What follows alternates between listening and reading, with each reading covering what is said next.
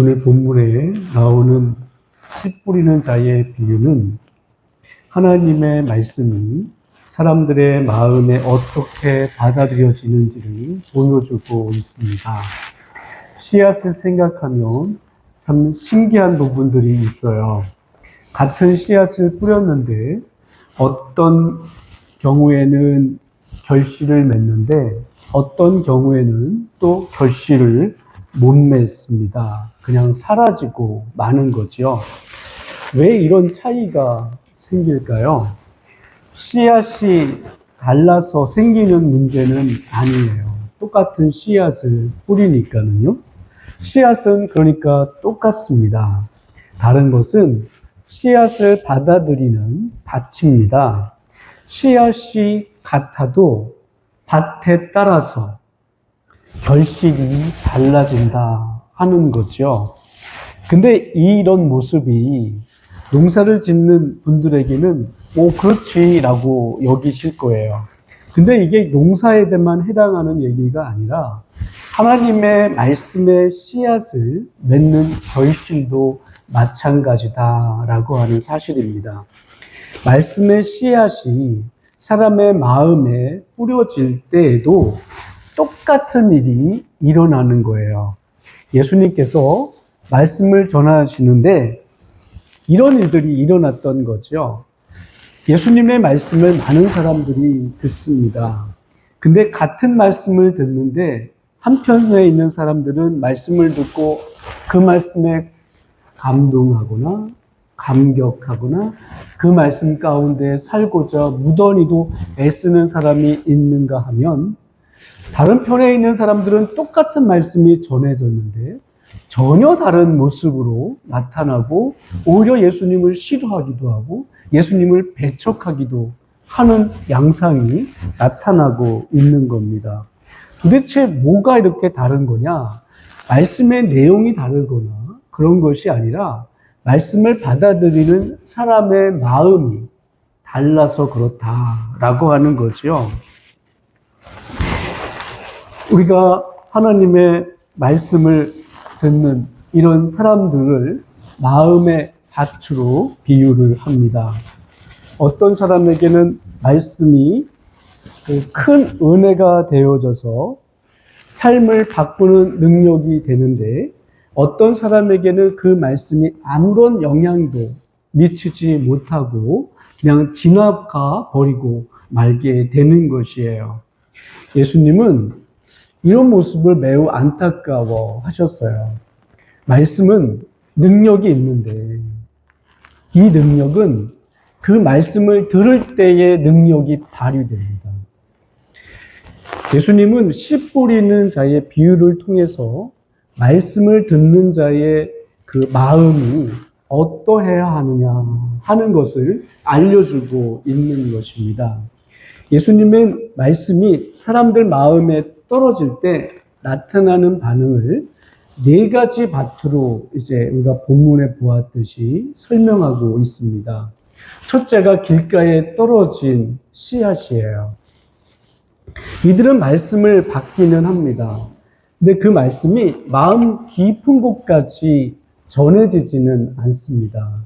말씀이 마음의 표면에만 머물러 있다가 뿌리를 내리지 못하고 겉돌다가 새가 와서 그냥 쪼아 먹어버리는, 달리 말해 사탄이 그 말씀을 빼앗아 버리는 이런 결국을 맞게 되는 것이에요.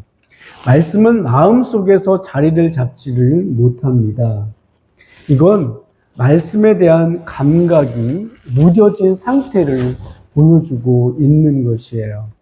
농사를 지어본 분들은 잘 아실 거예요.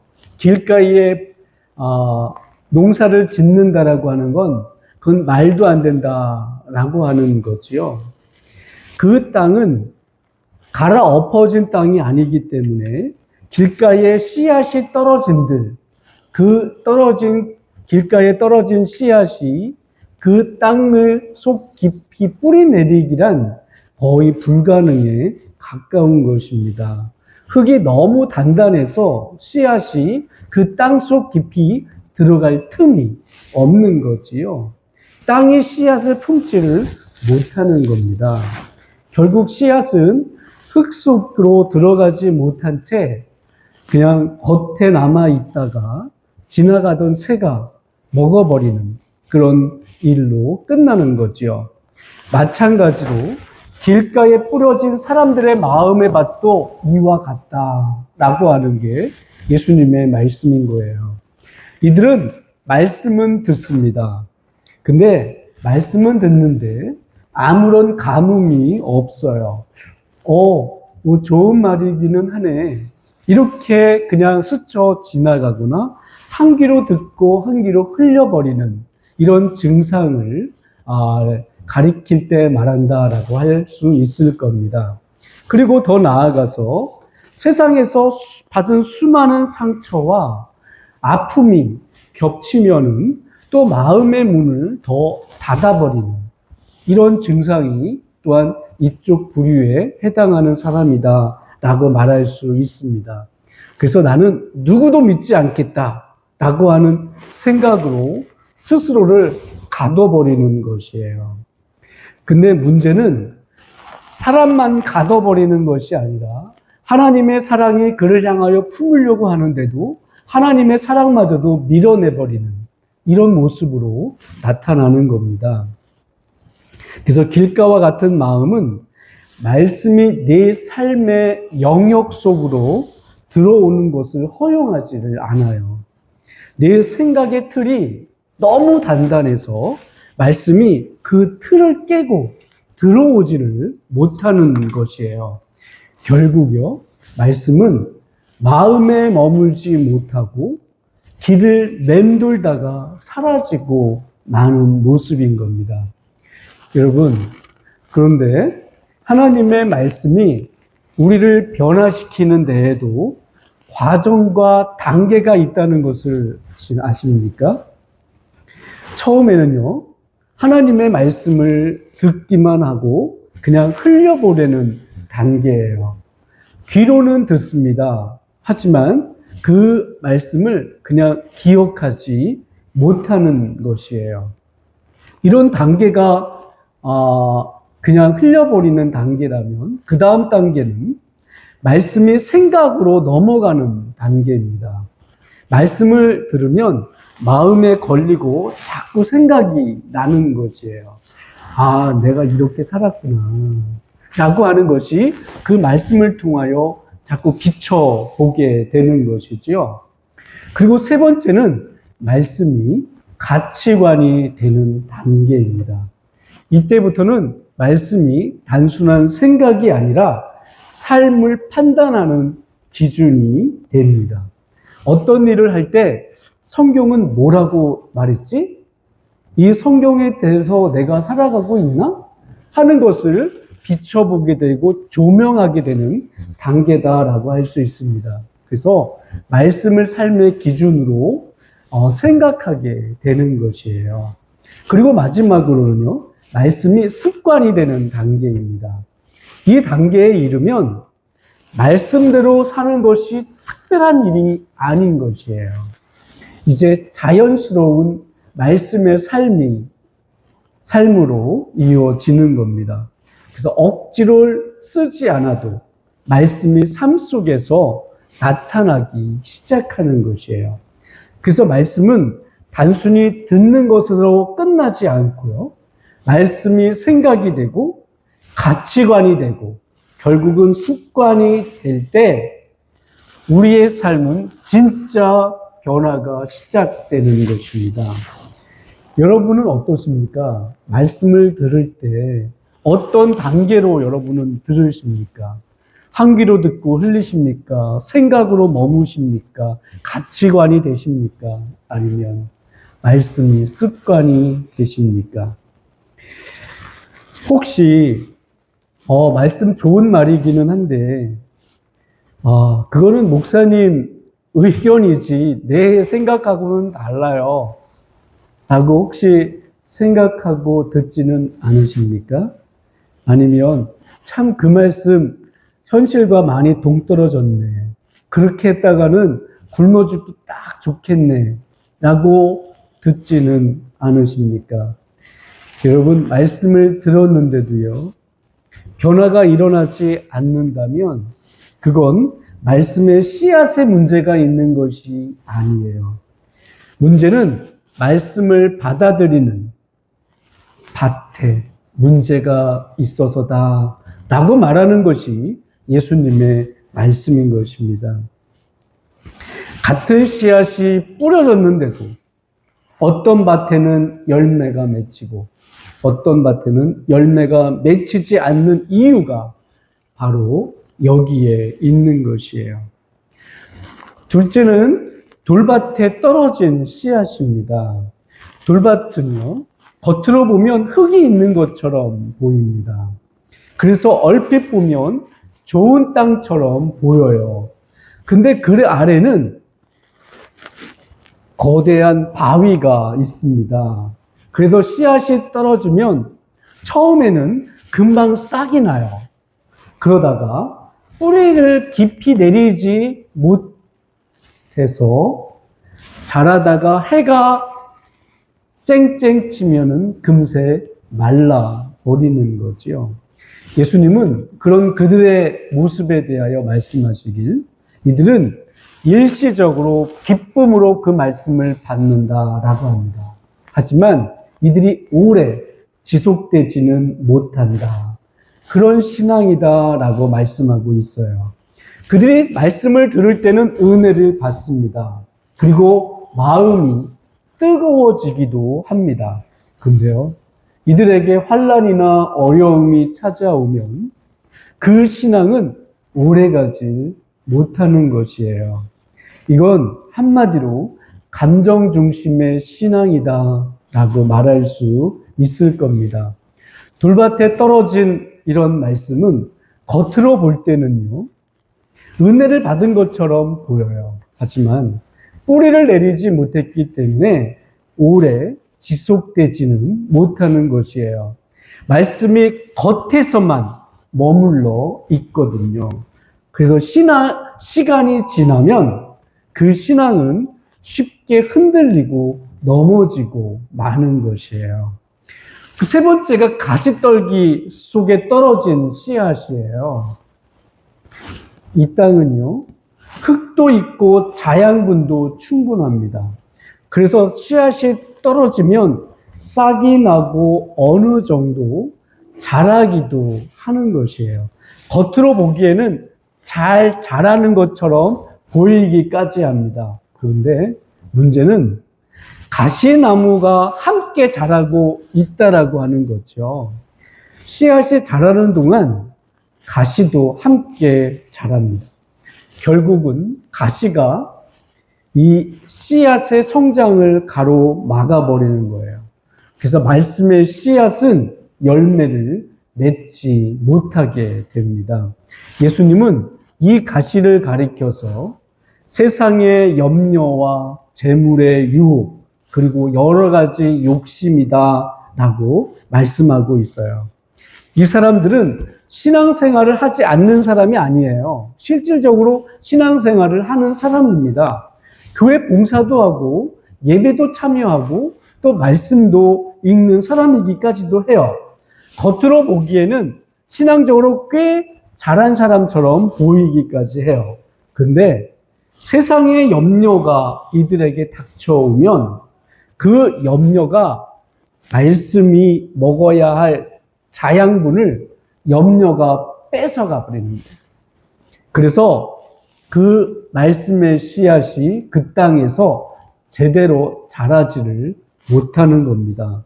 그래서 겉으로는 신앙의 모양이 있는 것처럼 보이지만 정작 삶 속에서 맺어야 할 열매는, 성령의 열매는 나타나지 않는 겁니다.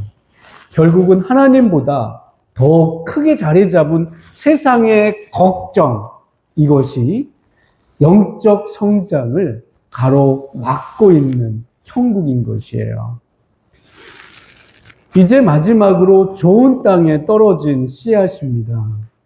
좋은 땅은요, 말씀을 듣고 깨닫고 받아들여서 결국 열매를 맺는 마음밭을 의미하지요. 이 땅은요, 기경이 잘 되어 있어서 씨앗을 받아들일 준비가 되어 있는 땅이에요.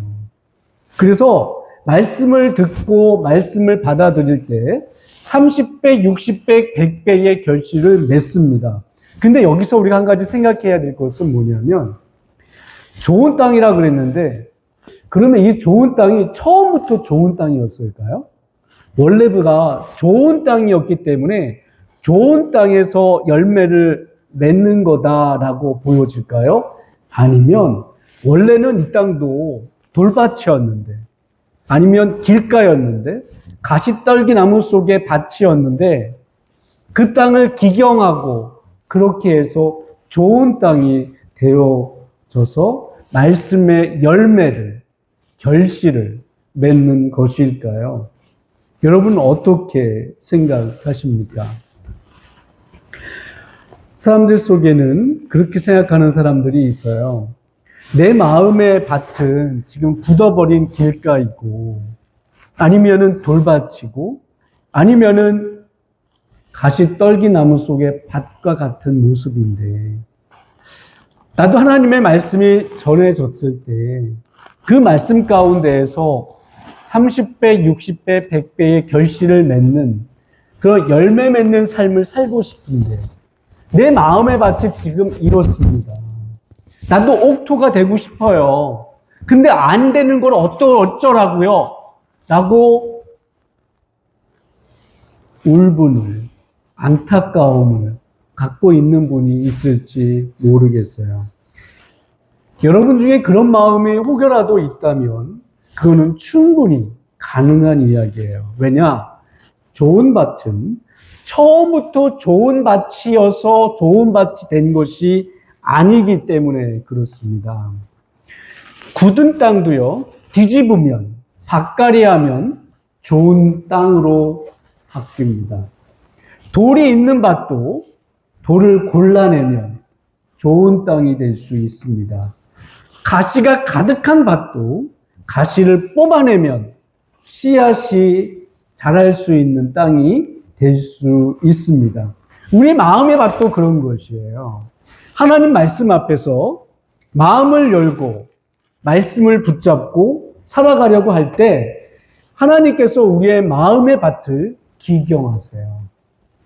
그래서 결국 우리의 마음도 말씀 앞에 뿌리를 내리고 열매 맺는 좋은 밭이 될 수가 있는 것입니다. 예전에 제가 합신에 다닐 때 신학생들끼리 이런 얘기를 한 적이 있었어요. 왜 예수님께서 비유로 말씀하실 때 좁은 길, 넓은 길에 대한 말씀을 하시잖아요. 그때 과연 좁은 길로 가는 자는 없어서 좁은 길이다 라고 이제 하셨는데, 그러면 원래 애초부터 좁은 길이어서 좁은 길로 된 것이냐, 아니면 애초에는 넓은 길이었는데 하도 사람들이 다니지 않아서 그 길이 좁아진 길이 된 거냐? 역시 넓은 길도 처음부터 넓은 길이었느냐, 아니면은 원래는 좁은 길이었는데 사람들이 그거를 하도 많이 왕래를 하다 보니까 그 길이 넓어진 것이냐를 가지고 우리 학교 다닐 때 같이 그 부분에 대해서 얘기한 바가 있어요. 제가 볼 때는 후자 같습니다. 그러니까 본래 좁은 길이어서 된 좁은 길이 아니라 처음에는 넓은 길이었는데 그 길로 가는 사람들이 너무 적은 거예요. 그러니까 숲이 울창해지고 길이 잘 안 생기고 하다 보니까 그래서 길이 좁아진 건 아닌가? 물론 성경에는 어떻게 해서 좁아졌는지, 어떻게 해서 넓어졌는지에 대한 배경 설명은 없습니다. 이걸 우리가 충분히 게스하는, 추측하는 이런 영역이기는 해요. 그러나 우리의 마음의 밭이, 우리는 처음부터 좋은 밭이야. 그럴 수 있을까요? 처음부터 이 사람은 길가밭이야. 이럴 수 있을까요? 그럴 수 없다고 봐요. 하나님께서 우리의 마음의 밭을 기경하세요. 그래서 우리로 하여금 하나님의 말씀을 듣고 기경된 그 말씀 밭에서 우리를 다시금 한 단계 업그레이드된 삶으로 말씀 듣는 자로 세워 나아가는 것입니다. 지금 하나님의 말씀을 듣고 있는 여러분, 여러분의 마음은 지금 어떠신가요? 이 넷 중에 하나이신가요? 아니면 단계 중에 그냥 한 귀로 듣고 흘리는 단계, 아니면 말씀이 생각인 단계, 말씀이 가치관인 단계, 말씀이 습관인 단계. 여러분의 마음의 밭은 어디인가요? 아니면 길가의 마음인가요? 돌밭의 마음인가요?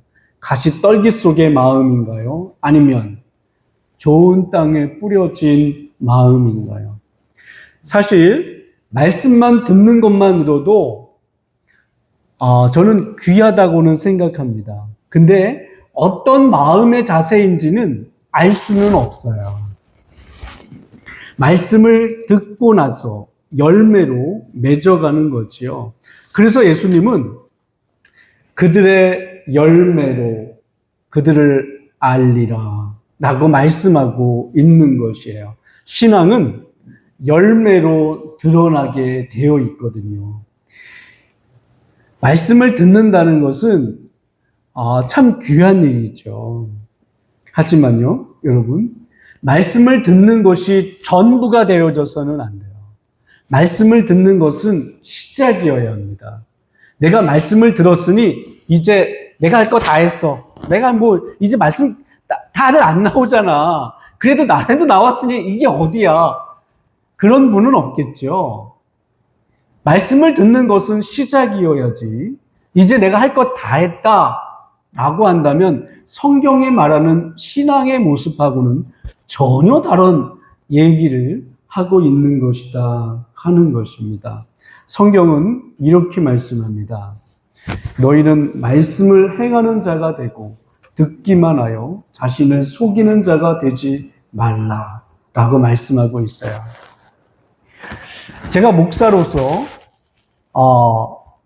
특별히 저는 수요일 날 이렇게 오신 분들을 너무너무 귀하게, 마음이 귀하게 봤습니다. 예. 그리고 충분히 피곤한 중에 오신 것도 알아요. 그래서 더더욱 귀해 보이세요. 예. 근데 말씀을 듣는 것으로 끝나면은 안 돼요. 예, 안 돼요. 금방 야고보서에서 말씀한 대로 말씀을 행하는 자가 되고 듣기만 하여 자신을 속이는 자가 되지 말라라고 말씀하고 있거든요. 그렇다면요, 우리가 말씀을 듣고 살아갈 때 삶 속에 우리는 듣기만 하지 말고 말씀을 행하는 자가 되어야 하는데, 어떤 열매가, 말씀을 듣고 어떤 열매를 맺어야 할 것인가 라고 하는 건 성령의 열매입니다. 그걸 갈라디아서서 이렇게 말하고 있죠. 오직 성령의 열매는 사랑과 희락과 화평과 오래 참음과 자비와 양선과 충성과 온유와 절제니 라고 말하고 있어요. 말씀이 씨앗이 마음에 뿌려지고 그 말씀이 삶 속에서 자라갈 때에 우리의 삶에는 변화가 나타납니다. 사랑이 자라고 오래 참음이 나타나며 온유와 절제가 드러나기 시작하는 것이에요. 그래서 좋은 땅에 떨어진 씨앗은 단순히 말씀을 많이 아는 그런 사람이 아니라 말씀 때문에 삶이 변화되는 사람인 것입니다. 예수님은 이 비유를 말씀하시고 이렇게 결론을 내리셨어요. 들을 귀 있는 자는 들으라. 들을 귀 있는 자는 들으라. 이 말은 귀 누구든지 피지컬하게, 그러니까 실질적으로 귀가 있는 사람들은 들으라 이 말이 아니라, 너희는 말씀을 듣고 그 말씀대로 삶의 열매를 맺어라 라고 하는 뜻으로 귀 있는 자는 들어라 라고 말씀하신 것입니다. 그리고 동시에 이 말씀은 우리에게 결단을 요구하는 말씀이기도 한 것이에요. 사랑하는 성도 여러분, 결실 맺는 신앙은 오래 교회를 다닌 신앙이 아닙니다. 말씀을 많이 아는 그런 신앙도 아니에요. 말씀을 듣고 그 말씀대로 살아가는 신앙인 것이에요. 오늘도 말씀의 씨앗은 우리 마음에 뿌려졌습니다. 지금 내 마음의 밭은 어떤 밭인가요? 이 말씀을 받아들이고 있는 나는 어떤 마음의 밭으로 받아들이고 있습니까? 바라기는 주님의 말씀에 반응하고 주님의 말씀의 뜻에 따르는 주님의 사람들로 굳게 서시기를 주님 이름으로 축원합니다.